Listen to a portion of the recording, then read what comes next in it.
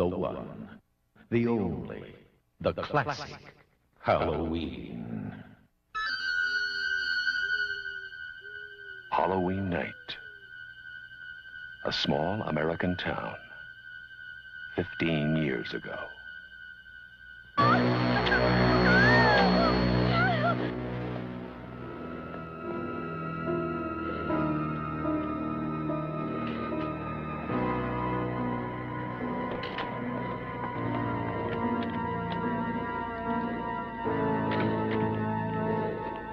Michael? Halloween. I spent 8 years trying to reach him, and then another 7 trying to keep him locked up because I realized that what was living behind that boy's eyes was purely and simply evil.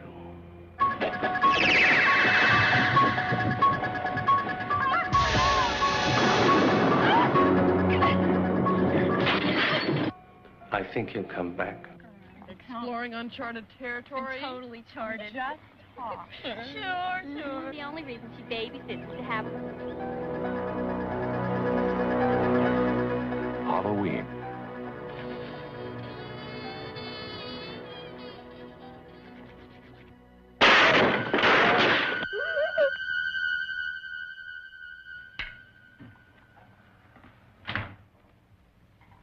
Okay. Come on out.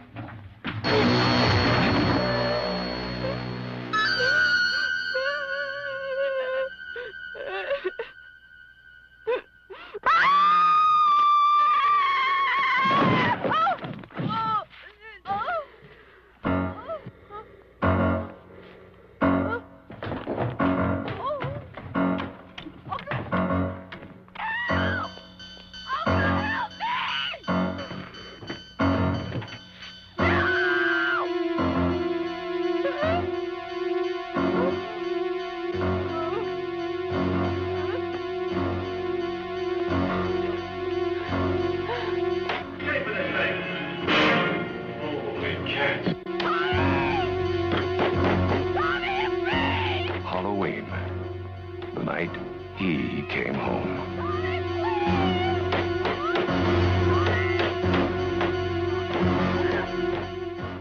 They're coming to get you.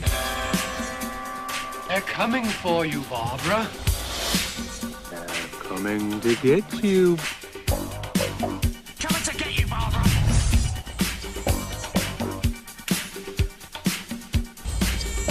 Hello and welcome to the inaugural episode of They're Coming to Get You. I'm one of your hosts, Brent Terhune, joined by Gavin Eddings. What's going on, Brent? We're doing it. We're making actually, it happen. Yeah, we if you're unfamiliar, Gavin and I have a long-standing friendship and relationship. I was going to say rivalry and feud. That's true. I am your shape to your Dr. Loomis. You've been, before we turn the mics on, you've been warning anybody who will listen that bad things are about to happen. I watched him, the blackest eyes. 7 Twinkies or 6 Twinkies. But welcome to They're Coming to Get You. This is Gavin has been on my podcast, The Field Trip with Brent Terhune, a bunch, and we've been friends, and like we always talk horror, and we started, and I texted you like a month ago. I said, do you want to just do a horror movie podcast, because it always comes back to horror. Yeah, the Field Trip is not a horror based, like, if you're a horror fan, obviously you are listening to this. It's hard to talk about horror in May or June. Nobody cares. People look at you weird. So like, Gavin and I, let's just share our love of horror movies. Yeah, this is gonna be terrible for search engine optimization. Like, horror movies in July. What's going on? I know. Like, nobody's searching for a Halloween. We're doing this at a really bad time. We're actually really setting ourselves up for failure, which I am prone to. So this is gonna be great. Yeah, but I've been on your podcast, The Field Trip, a bunch, promoting my horror movie YouTube channel, Gavin Loves Horror, and some people were suggesting, like, why don't you guys just do a podcast together? You guys have good chemistry. We like hearing you together. And I said, hey, make me a co-host of The Field Trip. And you said, no, that'll cut into my money. And I was like, okay. I would only make $1 as opposed comes to 2, Gavin. I know you gotta keep that money coming. But when you asked me to do this, I was like, yeah, that sounds great. I'm not doing anything else with my life right now. So yeah, they're coming to get you. That is the podcast name. That's what we are. It's a very threatening title. It's a very threatening title. I don't remember the other titles, but I very strongly wanted it to be called the Podcastining. But that was so one of us didn't like it, and I won't say which one. But yeah, so I've committed. I told you, Gavin, we're gonna do 10 episodes. We've committed to a 10 episode run, and then we'll see if we get picked up for a second season or burnt out by the end of it. But I think we're going to try to do a bi-weekly release schedule. That way we're not burning ourselves out. I know you already have a bunch of podcasts. You've got the Field Trip, you've got the Cafeteria with Johnny LaQuasto and Ryan Niemiller, and I work a regular full-time job. And comedy and comedy. Yeah. We're all busy. We're all busy. And unless you have like a podcast empire, like you gotta find time when you can make time. Yeah. And then something's got to give. Yeah, it'll be this podcast. So don't get used to it. And if you're listening somehow, not knowing who Gavin and I are, both of us are stand-up comedians, podcasters, obviously lovers of horror. So yes, absolutely. So we won't discuss what other episodes we have coming, but we started off with a heavy hitter, Gavin. Yes, pretty much the most iconic horror movie that you can do, which is a 1978 Halloween, the John Carpenter classic. And I was amazed. I looked it up. We are the first podcast ever to talk about Halloween 1978. It's crazy. I can't believe nobody else is talking about this. Really a hidden gem. Not a lot of people talk about 1978 Halloween. I know I've certainly never done episodes of podcasts on this subject. I know you've never done it either. So this is really new territory for all of us. Neither one of us have recorded separate episodes about this. So that's fantastic. And the kind of fun facts that we're going to be sharing about Halloween 1978. I don't know if you knew this. The mask of the Shape was actually a William Shatner Star Trek mask that they actually modified. So that's crazy. Real insider information right there that nobody's ever mentioned before. Well, and this is our first episode, so we will find our groove. But I guess, Gavin, like we both love this movie. I think you do, at least. I do. I know. Go ahead. What do we initial thoughts of Halloween? I mean, really kicked off the slasher genre. It wasn't the first slasher movie. Psycho really kicked off the whole genre, and then Texas Chainsaw Massacre really kind of elevated it. But when you think of slasher, you think of like the big three icons. You think of Michael Myers, you think of Jason Voorhees, you think of Freddy Krueger. But Michael Myers really kicked things off with the man in the mask killing the teenagers. And that was John Carpenter's entire inspiration for it. Like it was called like the Babysitter Murders. And then he's like, what if we just had this guy escape mental patient, kill some babysitters? What could be scarier than that? And we'll make a bunch of money. And they did. And I think we both care more for this franchise than John Carpenter does. Yeah. If you ever listen to an interview with him. He does have this great bit, though, where he goes, I don't care if the Halloween movies are good or bad, but every time they announce a new one, I reach my hand out and money appears. I love it. Like if that was like such a funny statement, I would hate that. But I love it because it is so funny. You know? Yeah, I mean, if I created something like that's the dream for any kind of actor or comedian, is to just do one thing that you're known for forever, that you can just coast on. Jamie Kennedy can do conventions as Randy from Scream until he dies. Like he did that thing in 1996, and he can just coast on that forever. It just doesn't matter what else he's done. I paid the $30 to meet him and to give him to sign my poster. And John Carpenter made this thing almost 50 years ago, and he's like, okay, guess I'll do that forever. Yeah, and he made The Thing. He made a lot of movies, but man, yeah, I guess this is like, I would say now this is the movie I've seen the most out of all movies is Halloween. Out of like any movie, just yeah.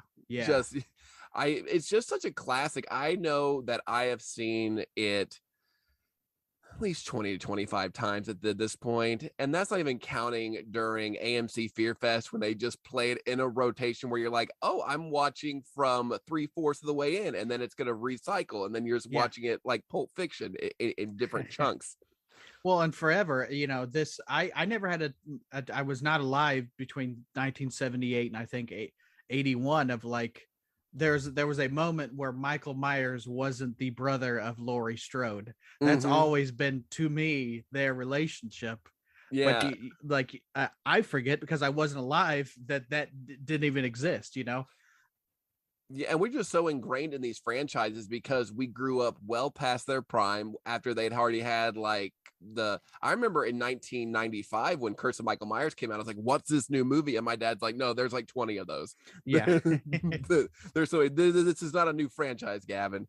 But we had already had all the sequels that have been out for a decade at that point. So yeah, Laurie Strode has always been Michael Myers' sister, and that's kind of the world we grew up in. But in this original movie, there's none of that. He's just a guy.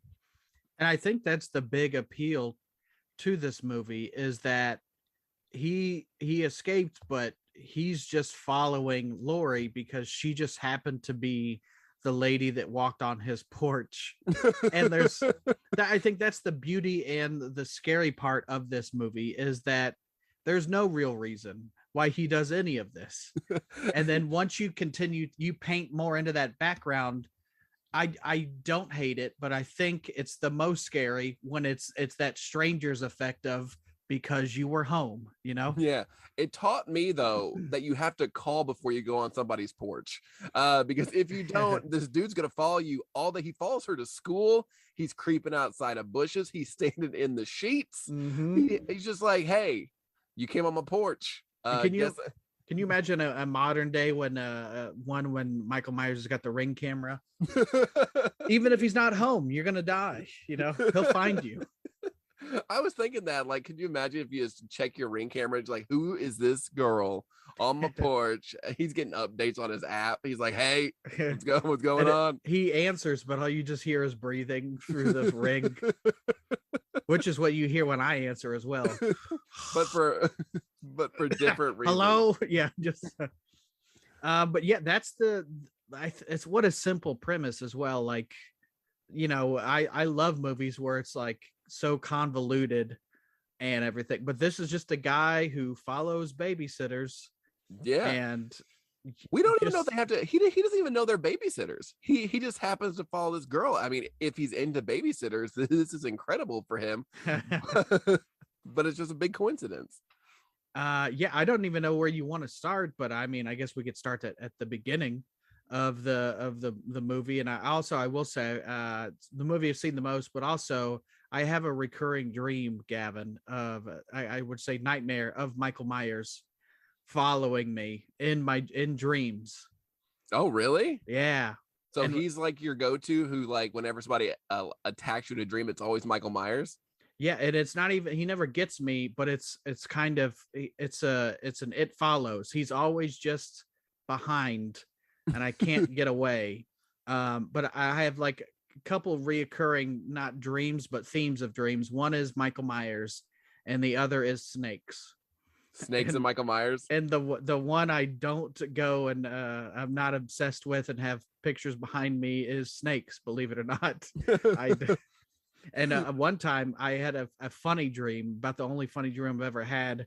I'm like running from Michael Myers, and for some reason Alex Trebek is in my dream, and he says, "You're in jeopardy." And that sounds like I made that up, but I swear that was. And even in my dream, I was like, "That's funny." I don't know, like I've never had a laugh in my dream before, but thanks to Michael Myers and Alex Trebek. That's a good that's a good dream. I feel like Alex Trebek, God rest his soul, but I feel like he should tell people, like, you're in jeopardy. Like, if I'm ever in a crisis, I'd like him to be there to let me know and just be very on the nose about it. Are you afraid that in your dream where Michael Myers is chasing you, are you afraid you're going to unmask him and then underneath is just more snakes? Like, how is this? It's kind of a Medusa with a mask on. But yeah, a reoccurring dream, and I rewatched it for this podcast. I didn't have to, but I did. You can just, I think I would probably just quote it all the way through at this point, because I've seen it so many times, and you have too. Yeah. Well, and it was released 1978, and I didn't have time to look up my notes that I've taken for this movie again, but I think it was Kansas City was the premiere, and it was made for like $300,000. For the longest time, it was one of the highest, or like the highest grossing independent film, I think, until Blair Witch, and then probably Paranormal Activity. But it, like, small budget, and then there are things in this movie that you can tell it's a small budget, like movie mistakes. I do love that aspect of movies, of like, where you're like, oh, you can see the shadow of of somebody in there. I love that aspect of movies. There's a boom mic here. I Yeah. can see everything. Have you seen Halloween in the theaters? No. You've never seen it in the theater? Mm-mm. They showed it at one of our local second run houses back in, I think, 2019, 2020. I think it was 2019, actually. It's right before the pandemic. And it was cool being able to see it in person. What is our seeing it in theaters? I didn't watch it in person. I watched the stage adaptation of Halloween. But seeing it in theaters, one thing is, it is super bright. It is a lot brighter seeing it in a theater, especially those early scenes during the day on Halloween, when they're like, like, God damn, this is really, this is so bright in Pasadena. And it, like, I never thought of any of this, but then you watch enough or hear enough podcasts and stuff, like Pasadena, the grass is green, and then anywhere else, you're like, October, it should be brown. It's a depressing brown, but what they did was, because they shot it in Pasadena in the summer so they can make the Halloween release, and they had bags of leaves that they would just like sprinkle around, and then when the scene was over, they'd be like, all right, pick the leaves up, we got to go to our next. So they're just transporting a bag of leaves from scene to scene because they're shooting in beautiful California. And if you didn't know it was a movie, that's just the craziest behavior to see from afar. Dump the leaves out, scatter them, rake them back up like some kind of Linus with a blanket. Just, I gotta get my leaves. But unless you're looking for it, it does give that feeling of a small town in Illinois around Halloween. I mean, if you look close, the grass is beautiful for that time of year, but it does have that very claustrophobic small time feeling to it. And we open up. I think we discussed this on an episode of the Field Trip, but one of the best opening scenes is the murder of Judith Myers, and we get the shot from the outside, and then Michael comes in, and that was done in 2 takes. There's an edit, looks like one, but in that shot when he's walking through the house, I think it was I almost said the Astroglide camera, but that is not the Astroglide camera, which was mainly used in pornography. They borrowed for this, and it just really slid through the set, just really in and out. Just for the purposes of this podcast, we're going to call it the Astroglide camera.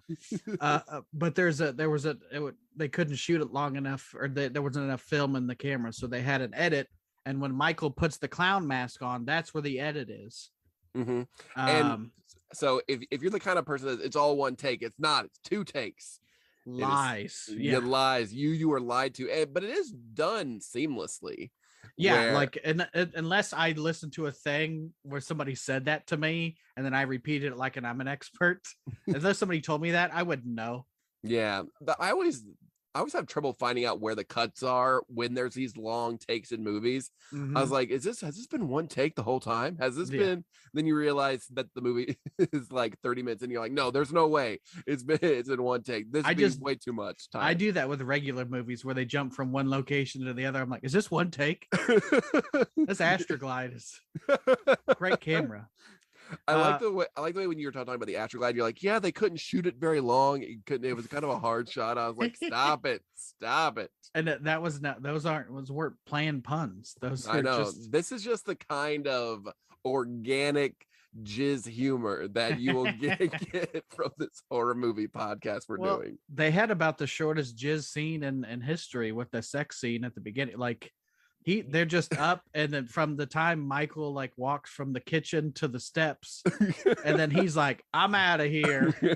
And she doesn't have a problem with it. She's like, all right, bye. Whatever. Like usually it'd be like, I can't believe you're leaving already, or so, like. Yeah, he's just very quick. He got in there, he got out. He's like, I got stuff to do. It's the night before. It's Halloween night. I got candy to get.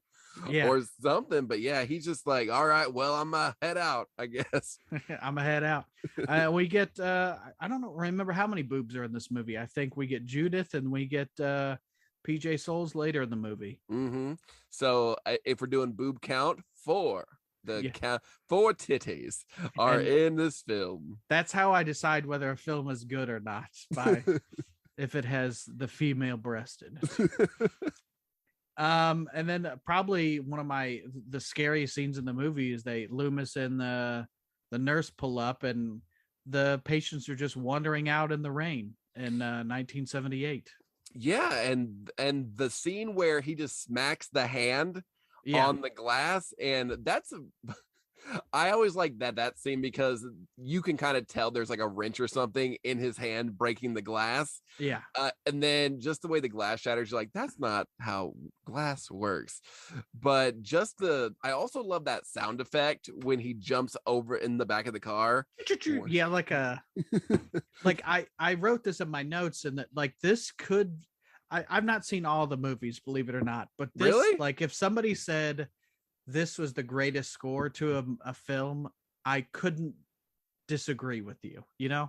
It's a very good score, and it's more impressive that John Carpenter did so much with so little. He composed all the music himself. He created the iconic theme, and the movie, they did screenings before the score was completed, and it was very boring. If you try to watch Halloween without the score, it's just kind of like people shuffling about and just a guy wandering. But you have to add that iconic theme to really make it scary and build the tension.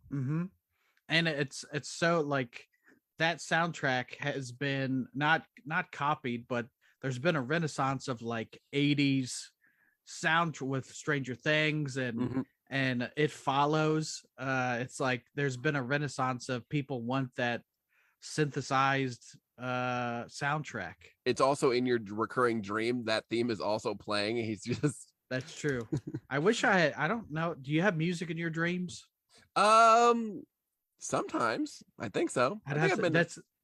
That's a question for the listeners. Do you have music in your dream? Because I don't remember if I ever have or not. That's a really deep question. That's like that's like a sexy question you could ask a woman on a date. Like, do you have music in your dreams? Because I would like to put some in the dreams. Oh, what's funny about the Halloween theme is it was my mom's ringtone forever. Like whenever she'd get a new phone, like I remember she had a Motorola Razor and be like just the middiest version, just the shittiest 8-bit sounding. And now she still has it online. I don't know if she still has it, but she kept it for a while. She's like, it was always weird when it would go off at church. And she's like, oh, I'm just so edgy. I'm just so sorry. Like, is your mom even a horror fan? Kind of, but not as much as we are. But she does like she always grew up watching and enjoying like the Addams Family and things like that. But yeah, she likes the Halloween theme because it made her real edgy. My mom is almost 70, by the way. But she's like, all the church girls will know how cool I am. Well, and that was kind of not my first horror movie I ever saw, but being exposed to AMC Fear Fest. It was like before everything was readily available all the time. You just remember October rolling around and you're like, I'm gonna watch this with so many commercials. It's gonna have so much stuff cut out. I probably now, if I watched Halloween on Blu-ray right now, I could tell you where the commercial breaks were. In there. The first Halloween movie I ever saw actually was Halloween 2. Because they showed it on USA on like a Sunday afternoon. Up all night. So yeah, that was the first one I ever watched, and then I watched them in like reverse order, almost like a Star Wars type thing, where you watch 4, 5, and 6, then you go back and watch 1, 2, and 3, and then you're very confused because 3 has nothing to do with anything. Yeah, it's one of those, like I said, where I'm like, Michael's always been Laurie's brother for some reason. And that scene where they pull up to Smith's Grove and the patient's just wondering. I've kind of rewatched the movie for this podcast with analytical eyes, and the nurse says something to the effect of, "Do they usually let them wander out like that, or what?" It's like, no, it's raining at night. Like, you listen. My dad worked at the state hospital for a long time. He couldn't tell me enough times when it's raining outside in the middle of the night. He's like, let them out. Yeah. You just gotta let them roam. Let's go water the crazies. That was also gonna be the podcast title, is Water the Crazies. Water the Crazies. And it was gonna be about the film The Crazies. And we would drink a lot of water while discussing the movie.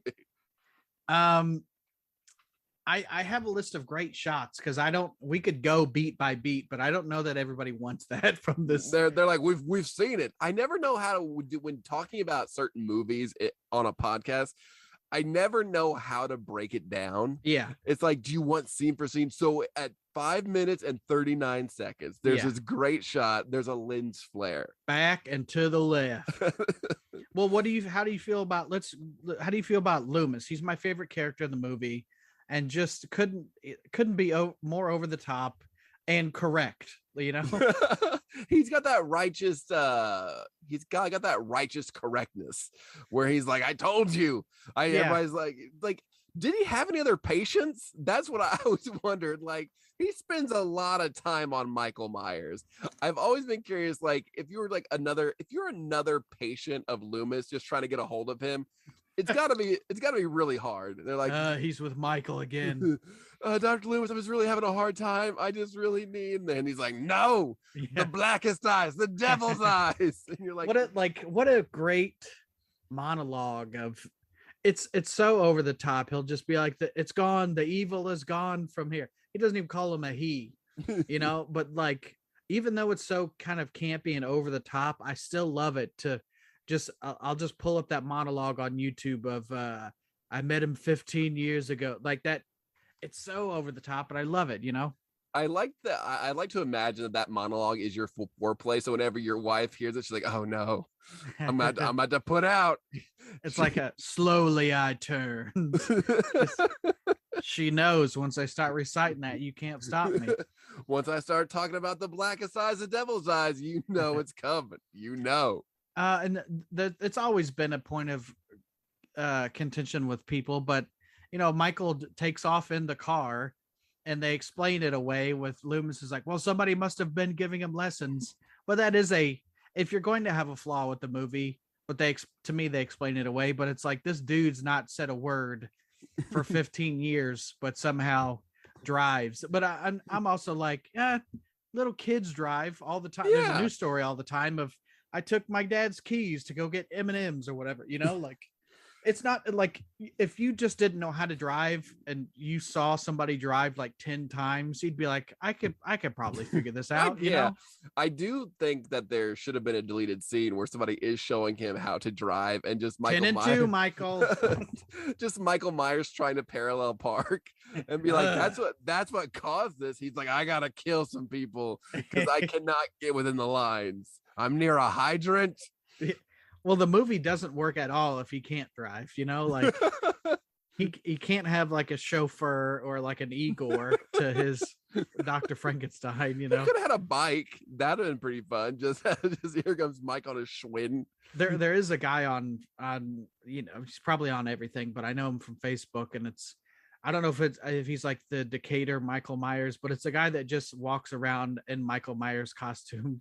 And like one of him is just on a bike staring at people.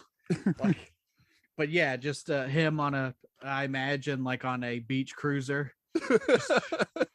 knife in the basket, you know. Yeah. So again, people will be like, oh, he drove. I don't care, man. Like he got shot 6 times, even though he says that shot him 6 times. Yeah. It's at a certain point. This movie is not so far-fetched that I can't suspend my disbelief for that, you know. And it's not like he drives so well. He's kind of a shitty driver. Like he goes real slow. He brakes real hard. It's not like he burns out when he's like, "See you, Loomis." Yeah. He drifts around the corner. It's like, time to kill a babysitter. I also like that he keeps the car from Smith's Grove the whole movie. When he killed this tow truck driver to get the coveralls, and he could have just taken that guy's truck, and then nobody would have known that he was in Haddonfield. But he's like, no, I like a station wagon. He's like, I gotta advertise from my home. I gotta represent.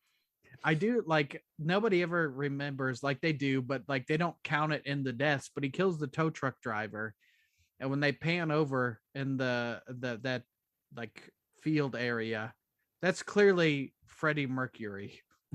Like, next time you watch the movie, it's Freddie Mercury laying there.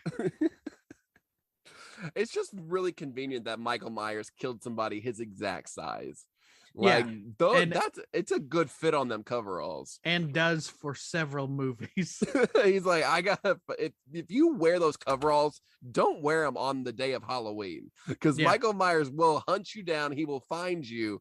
And that became a theme in like the sequels a lot, where every Halloween is like, gotta find my coveralls, gotta steal a car, and get the mask that somehow, like, they're still selling the serial killer mask.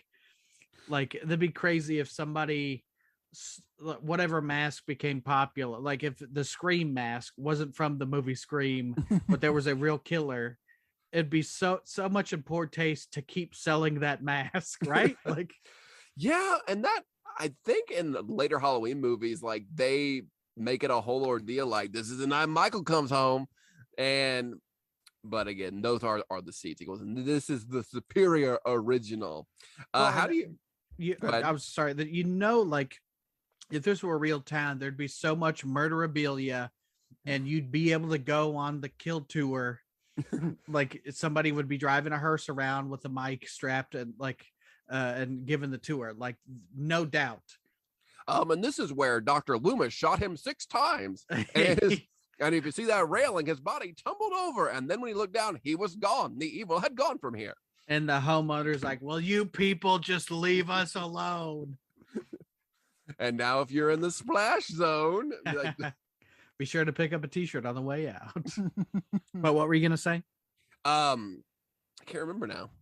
Cool. I'm glad I broke that up for you. I know. Just it was a really good thought process, but it is now. Oh, that's good. I know what I was going to say. How do you feel about the child actors in this? Because sometimes child actors can make or break a movie, and this, I think Halloween has some pretty good child actors in it. Yeah, there's certain. I think for the most part, these guys do a good job, and even a better job in Halloween 4 and 5 with what's her face, Danielle Harris. Yeah, she does a terrific job. But there are certain movies where I'm like, please just get this kid off the screen. Like, and I again, it's, if you're a good child actor, that's terrific. But if you're a bad one, you're real bad. We know. Yeah, and we can all tell. And your parents are saying you're doing a great job, but when those reviews come out, they're gonna tell you that they hate you. Yeah, it's just, you want to like poke your own eyes out, or you want to unravel a wire hanger and poke it in your separate eye holes in your mask. I do think the kids that play, is it Jamie Wallace and Tommy Doyle? It's Lindsay Wallace. Tommy Doyle. Yeah, I think the kids that play them were fine. Like, they're annoying enough, and they do too many activities though. Laurie's got too many activities for them to do. They've got to carve pumpkins, which, why are you carving pumpkins on Halloween? I'm like, that's 2 weeks out, and it should almost be rotten by the time people get to your house. We're gonna start a movie, then we're gonna read comic books, then we're gonna read popcorn. It's like, calm down, okay? You gotta chill. And also, why aren't these kids trick-or-treating? Yeah. That's the age when you go trick-or-treating. And there's no trick-or-treaters on the block at all. It's just the most deserted street where he can attack. I don't know. That could just be a budget thing. Yeah, and I have a really bad time of actually telling what time it is in the movie. Yeah. I was like, what? People aren't answering their door. Clearly it's after midnight or 1 a.m. But then I'm like, what if it's just like 7:30? Yeah. And they're like, no solicitations. Like, we turn in early. I was watching the movie, and producer wife was in the room, and like Lori comes home after school and these kids are already trick-or-treating in the daylight. And the weird thing about my wife is she was from a town that never had trick-or-treating. They had Hallelujah Night, which is it's a joke in my stand-up, but that's true. And you could go trunk or treating in the parking lot. So she's never been trick or treating before, and she's like, "Do people really go out that early?" I'm like, "I mean, maybe sometime." I would wait till closer to dark because that was the thing, is you had to do it when it was dark. But nowadays I could totally see people trick or treating in the day. But back in 1978, that seemed a little bit early. Yeah, I remember I live in a neighborhood where we have a lot of trick-or-treaters, and I think they start, well, the past couple Halloweens have been on the weekend, and one was a pandemic, but normally our trick-or-treaters usually start about like 2:30, between 2:30 and 4, and then goes till about probably 7:30 when it gets real dark out. But yeah, so I feel like most people trick or treat more towards the day now. Mhm. But Hallelujah Nights, I've been to many trunk or treats. I've been to hell houses. I have been She's pregnant from premarital sex. At one time, she kissed a boy and now she's got AIDS. Like, what? That's a real hell house thing I went through. Yeah. Just the Midwest is it's a terrible place. I would disagree. I think that stuff's lovely. But back to, I think I think the kids do a great job. I love the scene when Tommy's getting bullied and just falls over on a full pumpkin and breaks it. Like, well, that's what he gets for not carving a pumpkin already. Like, why? Also, why do you bring the pumpkin to school? And if you look closely, one of those bullies was actually Billy Corbin from the Smashing Pumpkins. And he's like, I think there's something here. I want to go for a ride. But I do love this, so that the kid that runs away after bullying runs into Michael. One of my favorite things about this movie, and in movies like it, I love the creeping. I love just him being in the background, and it makes it creepier that he lingers for a while. Like, it's not like a straight direct kill. Like, you get it in this movie, you get it in Halloween 2, you get it in the Halloween 5, which people will not like, but I'm like, man, that's got some great creeping. And the Rob Zombie one. Like, I just love in the background. Like when you rewatch Halloween, I'm not finding new Michaels in the background, but I'm always scanning it because he could be on any street at any time. Yeah. And it's a Where's Waldo of a horror movie, And I think what's cool about the original Halloween is that Michael Myers is just a regular dude size. In like Rob Zombie's Halloween, you notice the 6'7" Tyler Mane, just like, oh, that's a dude. I think we recognize him, but he's just like a regular sized guy. And he's skinny, like what Michael Myers was 21. He's just he's normal. And that's the thing, is like, it's a normal thing in a normal town like that. The big part of this movie is why it's so scary. It's a home invasion movie. Yeah. And like, the kills aren't particularly brutal, but they're memorable. And it's also like, if you can't be safe at home, then where can you be safe at? Mm-hmm. Because like with a movie that's paranormal or whatever, you got like, okay, maybe the devil possesses people, maybe he doesn't. But I'm like, oh, I know it's somebody that had their house broken into. That's a real thing that happens, One of my favorite moments, it's a very subtle moment in Halloween, and it shows that Michael Myers is just a man. He's just a regular dude. Is that when he's stalking outside Annie's house and he knocks the plant over because he's just a dipshit. He's like, oh god, oh damn it, oh better scurry. Yeah. And I like to think that also maybe he's just vindictive against the ficus. He's like, I'll show you.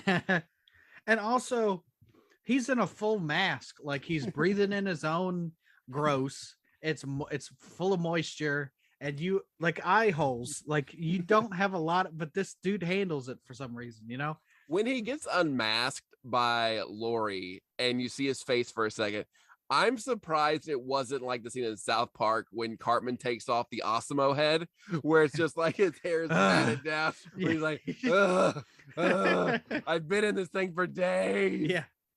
And I like, this is my favorite movie, and you could find faults with anything, and I have chosen to do that. But like I that's the thing that I don't like about this movie, when you could see his face briefly. I'm a guy that's like, don't show me at all. I don't need to see it. I've met the actor who played him. His name Tony Moran. Tony Moran, who apparently talks shit about Halloween and says it's like the worst thing ever. And he's just, But he'll sign your Funko Pop. He'll sign your Funko Pop, and and he was actually incredibly nice when I met him.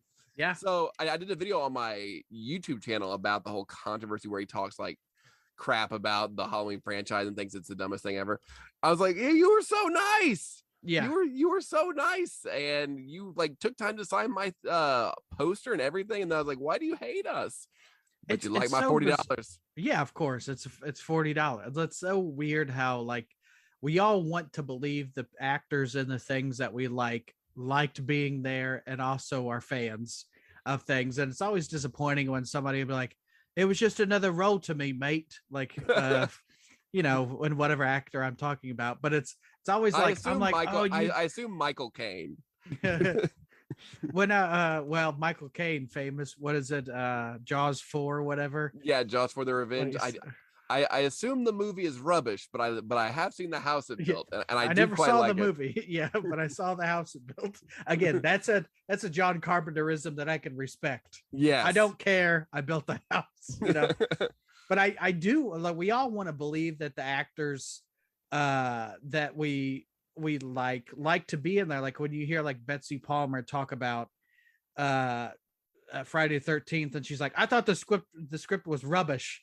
I'm like, oh, come on. I want you to like being there, you know? I read a book recently about behind the scenes retrospective of Buffy the Vampire Slayer, which is my favorite show of all time. And it's like, they all loved each other, right? It's like Nicholas Brendan hated David Boreanaz. Joss Whedon abused everybody. And it's like, no. And then, but maybe if like they hated it, then you're like, oh, they really are good actor. Because they made me think how good friends they were. Yeah. Back to Michael lurking outside Annie's house. I've watched it 1,000 times, but Michael just picks up a German Shepherd, a big ass dog. You know how strong you got to be to pick up a German Shepherd by the neck and then just choke it. It's like you find the humor in this movie when you see it so many times. Like he choked a German Shepherd. He's carrying around a tombstone. Like that's super heavy. And then like the ghost Bob scene where, you know, he kills Bob, great kill, but also like he comes back in the room. He's dressed as Michael Myers with the mask. Then he puts a sheet on, cuts eye holes for that, and then wears another man's glasses on top of that, and somehow can find his way upstairs. Like the like that's, if you think about it, it becomes so like far-fetched. You're like, this guy's wearing two masks and another guy's glasses. What's his end game? He's like, I'm gonna get a hand job. Like, what is it? Be like, Bob, why are you wearing coveralls under your ghost sheet? Yeah, you're wearing a mask under a mask, and then it turns out it was John Knotts under. It is when you put it like that. What is his end game? Like, Michael Myers is pretty no nonsense for the most part. Then he's like doing cosplay. Like, yeah, like in the later movies, he'll carve up a pumpkin, and Michael Myers likes to dress the scene for a kill, you know, which it's like, like he's got the Linda shoved in a cabinet and then Bob dangling from what I assume was a closet.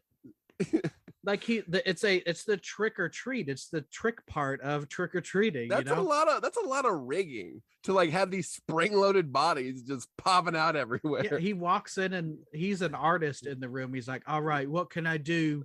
I'm gonna hang him from the closet right here, you know. Why is he Irish? Oi, here's what we're gonna do. Oi, because he's an artist. another scene that I find scary, and it's not for like it's not for like a monster in the scene, but Lori running from the house after finding all the dead people, and she's like, please God, somebody help me, and nobody gives a shit. Like, that is terrifying when you're like, please help, and then nobody does. You're in the residential neighborhood and nobody does anything. There's no Nextdoor app. There's no Facebook alerts yet. So, I mean, honestly, if somebody starts streaming in my neighborhood, like somebody, I'll be like, nah, that seems like you've got your own stuff to sort out. Yeah, like nowadays, if somebody's like, please help, I'm like, I want to go the opposite way because I don't want any of that trouble, you know. You've got your own stuff going on. I think we're good. I think I hope you get it sorted out though.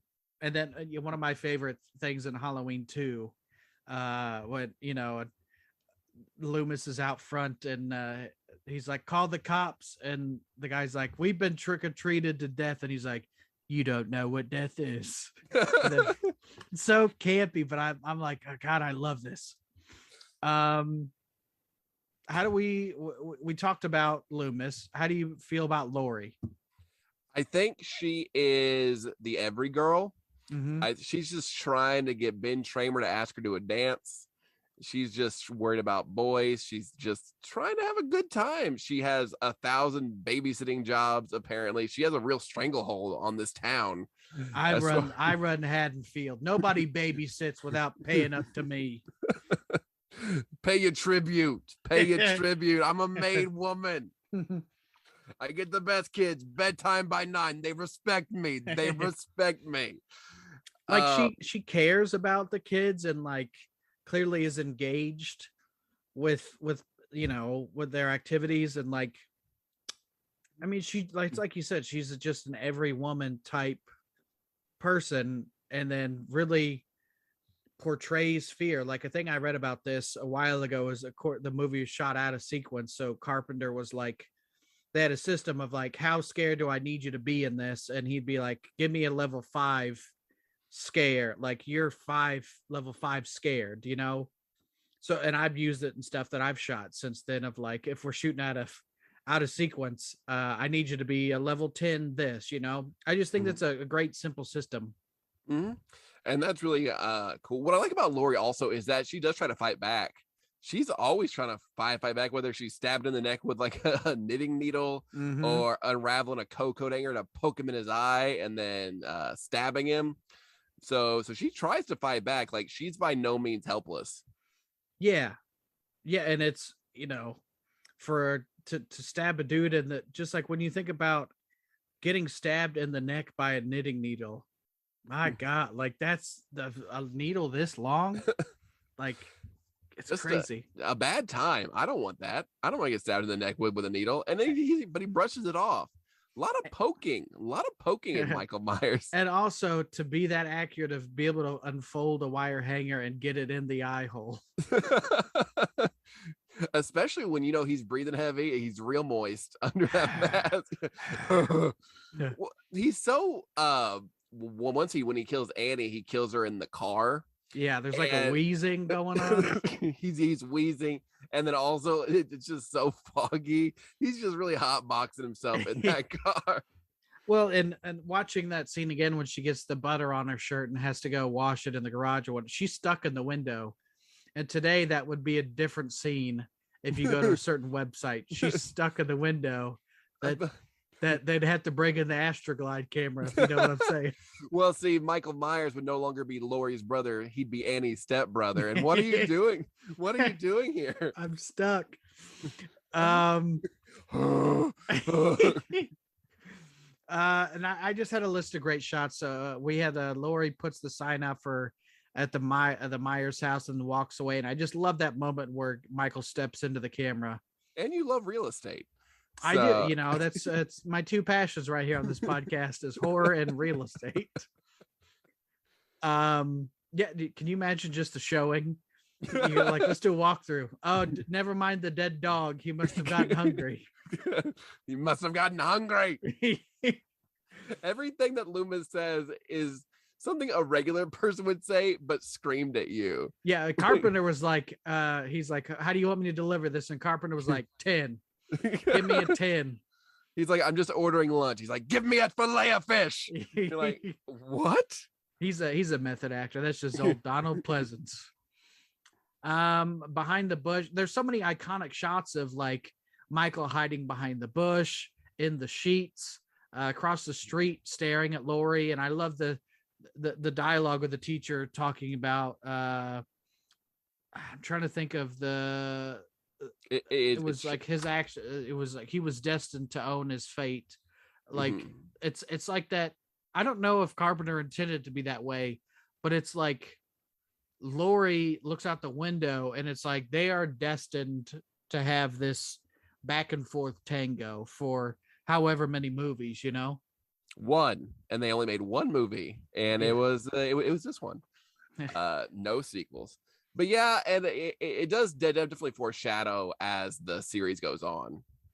Yeah, and we got the mask illumination scene when Lori finds the bodies, and then your eyes kind of adjust, and like the mask kind of just it slowly comes into focus. And the idea behind that was John Carpenter saying you wanted to see like your eyes were focusing. So if you're like, is there something back there? It's like, oh no, he's behind you. Yeah, again, it's like just creeping, straight creeping.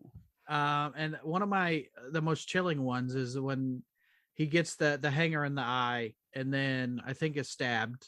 So then he sits up, he does the Undertaker thing, which I'm calling it the Undertaker thing because you see Undertaker do it way more than Michael Myers.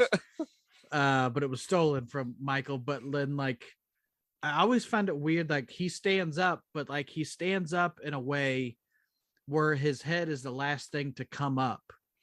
Like it's very bizarre. And I've said it before when talking about this movie, but it's a very DDP yoga pose of he's like, your head is the last thing that comes up. It's such an unnatural thing to do. Like next time you get up off the floor from a stupor or whatever, like your head is already up when you stand up, but to have your head be the last thing that comes up is such an unnatural thing. And he does go ahead. He goes from touchdown to ignition back into diamond cutter. Yeah, like and then like a staggered walk, like after over to Lord. Like it's some of the movements are so natural, and then some of them are like that's not a human thing to do, you know? I really was hoping that I really wish we could call it Shawn Michaelsing, where instead of sitting up, he just kips up and like gets fired up. He gets the crowd into it. He points at her like Hulk Hogan, like you. He does the finger wag, brother. And then he drops the leg on everybody.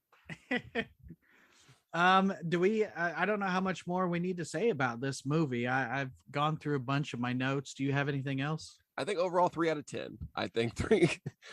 Yep. Unfortunately, the score is 10 out of 10. The rest of the movie, not so much. No, it's a classic. It is. I mean, they're still making them. We got we have the last one coming out this October, which they will never make another one. Never again. It'll be it. Going with the trend of there's the final chapter, or it has the definitive. The final Friday, or the word ends in it, it's going to be the last one. I think they're going to leave it open-ended. They're going to make it definitive enough for it to be like Halloween Ends. They're going to leave that bitch open for another something. And the thing is, I don't mind it. I want more. Like, and this is such like a franchise that is such a favorite to me that I don't care. And if anybody's like, they just need to end it, I'd be like, I could see your point, but to me, I just want more to it. I think there is something about the longevity of the Halloween series that people are willing to go out to see more Halloween. It's just become so synonymous with the holiday, with the October season. And if you put Halloween in it, we'll go see it. You've had reboots, you've had remakes, you've had reimaginings, all these things. There's like 4 different ways you could watch this franchise. And you don't get that with like Friday the 13th. It's been over a decade since we've had one of those. I know there's been a lot of legal stuff and litigation that we might get into on a later episode. But there's not a lot of like Nightmare on Elm Street movies. They're not still making those. There's just something about Halloween, and I think it has to do with the star power of Jamie Lee Curtis. I think that definitely helps. You have a bankable star, but that you're willing to go back and go on this journey with them again. And like, yeah, like you said, there's so many timelines. Like, do you want a timeline where they are brother and sister? We got these 5 movies. Do you want this weird one where Busta Rhymes is a producer, does kung fu with Tyra Banks, does kung fu? And Halloween was really the first franchise I feel that really started forgetting other movies in the series, where they're like, oh, Halloween H2O comes out, they're like, well, forget the other 3 that just came out. We're only gonna do 1 and 2, baby. That's all we need. So just I think once Halloween Ends happen, I think you could do an entire another timeline where he doesn't learn to drive and he has to walk all the way from Haddonfield. I'm waiting for the Uber. I'm waiting for the bus. No, just right up next to these babysitters. Just pull up. Trust me. I don't feel like it's safe here. I don't feel like it's safe. Do you want a 5-star or not? Do you want 5 stars? Let me out. Yeah, I think such a big part of it was Loomis. I can tell you that I prefer Loomis over Laurie in the movies. Like, I find Loomis to be more interesting, and I don't hate the Laurie ones, but if I had a choice, I would choose Loomis over Laurie. Okay. That is a bold statement. Yeah, and I stand by it. Okay. But I think a big part of the franchise is just the shape, as Michael Myers is called, is it could be anybody. And there is a reason that he's killing, and some of them is their brother and sister. But then again, why is the kid trying to kill his sister? Like, yeah, there's a big part of this franchise is just, you ask why, or why is this being done? And the answer is just because. And that's what's intriguing about it, Well, they try to answer it sometimes, and you're like, I know. Oh, but like, yeah. It's a curse of thorn, and you're like, no, not like this. Yeah, not you're like, no. Yeah. No, I don't need my triangles on my wrist. Like, let's like what? Sam Hain? You mean Samhain? Sam Hain. But yeah, man, I just one of my favorite movies, and I never regret watching Halloween. I've seen it dozens of times, and if it's on, I'll put it on the background, play on my phone, and I never feel like I regret watching Halloween. It's a bizarre thing of like when people watch serial killer stuff to unwind. Like, it's like horror fans are so weird. Like, what's your comfort movie? And you just be like, oh yeah, Halloween. I just really, if I've had a long day, I just gotta watch him choke this German Shepherd. Well, and we've also talked about this on the Field Trip podcast as well, but this was on a list of like, people would say this is one of the scariest movies. Do you agree with that, Gavin? For the time, I think so. I think if you give somebody who has never seen horror this movie, they're gonna be scared. I think that a little bit of like all the memes and Michael Myers being such a cultural icon has kind of taken away from that a little bit. Yeah. But I think as a whole, there are still scary moments. It's still creepy to be stalked. Yeah. I think that, just ask any woman who exists. They're making it up. No, I'm just joking. Believe them, Brent. Yeah, but it's I do, and I think a common complaint that I've seen on Halloween groups on Facebook or whatever is like, oh, they're like, this is so slow. And I would say, for compared to now, yeah, it's definitely so. There's a lot of in this movie where not a lot happens. But I we'll talk about a movie that we're about to record, but I'm like, this is a slow movie, and we'll talk about it next week. Next episode. But I still find it one of the scariest movies. Clearly, I have nightmares about it. And snakes. And snakes. And I didn't ask you before the episode, but if you like Halloween, what other movies do you think people would like? And I'll tell you first, so you have a time to think. But I would recommend the movie It Follows. I think they're clear. Like, you could watch that movie and be like, it's definitely not stealing, not maybe paying homage, but like, definitely same vibes. Great movie. It Follows. I think The Strangers is a great movie. Strangers Pray at Night as well. What else do you think? If you like Halloween, what else will people like? The Strangers came to mind first because Mhm. that's a very slow burn kind of home invasion movie. I think I would also say Hush. Hush is really good. Hush is a good one. Yeah. I really like all the stuff that he makes. Mike Flannery, I think. Mike Flanagan. Mike Flanagan, yeah. Yeah. And I Hush is a home invasion type movie as well. So yeah, I think anything early Wes Craven is very upsetting. Like Last House on the Left is pretty creepy. I haven't seen that because I just have read things about it, and it's upsetting. It's upsetting. Yeah. It's like Stranger Danger type stuff, home invasion type stuff, and that as well. Yeah, pretty much. I think Strangers. You can kind of go into some of the slasher movies. I think also maybe a little Texas Chainsaw Massacre, but not a lot. Just because it's teenagers being stalked by a family. Yeah. But, yeah. Well, and that we never really touched on the significance of Halloween spun off so many, like Friday the 13th, they will say we're ripping off Halloween. Yeah. And like I would say, it's different, but it's a similar concept. So I would recommend some of the Friday movies. And Psycho. I think Psycho's a good recommendation as well. Yeah. Because I gotta be artsy. Like, have you heard of this little director named Alfred Hitchcock? I hear that he's done some cool stuff. And what I like to do is turn on the Vince Vaughn version, but turn my TV to black and white, so it's classy. Any other final thoughts, Gavin? Great movie. It's a classic. We, as horror fans, owe so much to John Carpenter going, what if we made this guy stock babysitters? That's true. So thanks for listening to the first episode of They're Coming to Get You. And I'm looking forward to recording the season with you, Gavin. And we have a lot of movies that and will love coming up this season. So I can't wait to get into those as well. Absolutely. Until next time. They're coming to get you. They're coming for you, Barbara. They're coming to get you.